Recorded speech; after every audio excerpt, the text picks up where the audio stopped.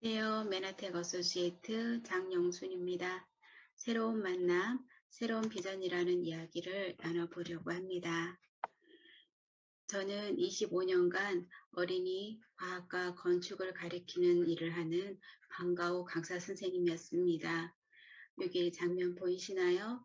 우리 어린이들과 정말 재미있는 활동을 통하여서 신나고 재미난 시간들을 보냈습니다.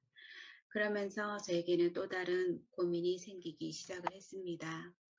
2년에 한 번씩 면접을 보며 계약 연장을 해야 되는데 점점 연령대가 어려지는 학부모님 앞에서 면접을 보면서 내가 언제까지 이 일을 할 수 있을까라는 고민을 하기 시작을 했습니다. 그러던 중 어느 날 같은 일을 하고 있는 선생님으로부터 어떤 제품을 먹고 아픈 곳이 나았다라는 이야기를 전달받았습니다.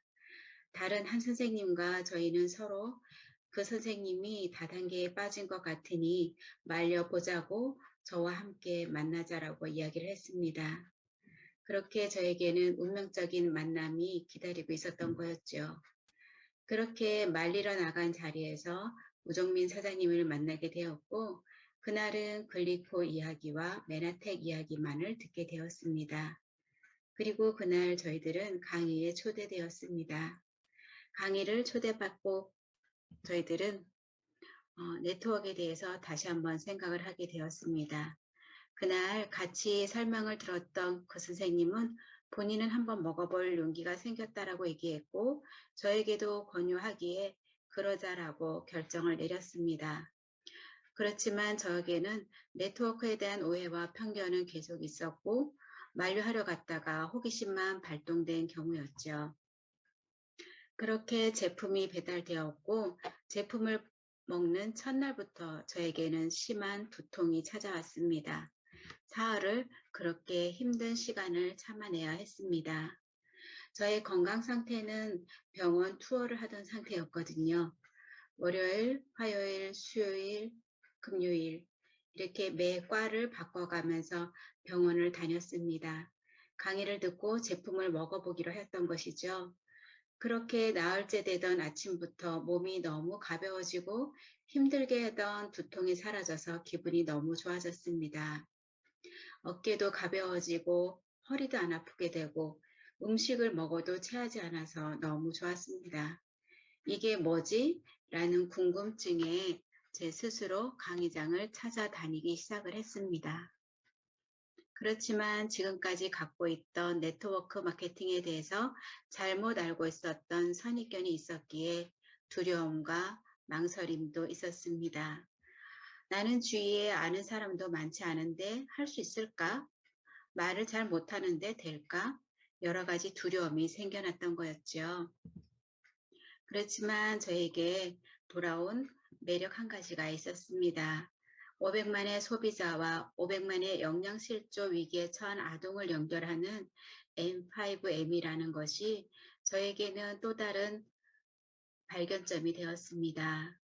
저는 초록우산과 세이브 더 칠드런을 통해서 한 달에 10,000원 정도만 도울 수 있었는데 이것을 통한다면 더 많은 어린이들에게 희망을 줄 수 있다는 소망이 생기게 되었던 것이지요.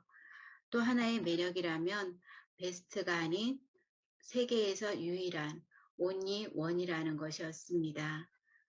제품을 먹은 후에 나에게 일어난 일들이 너무 신기해서 여기저기 말하고 다니기 시작을 했습니다.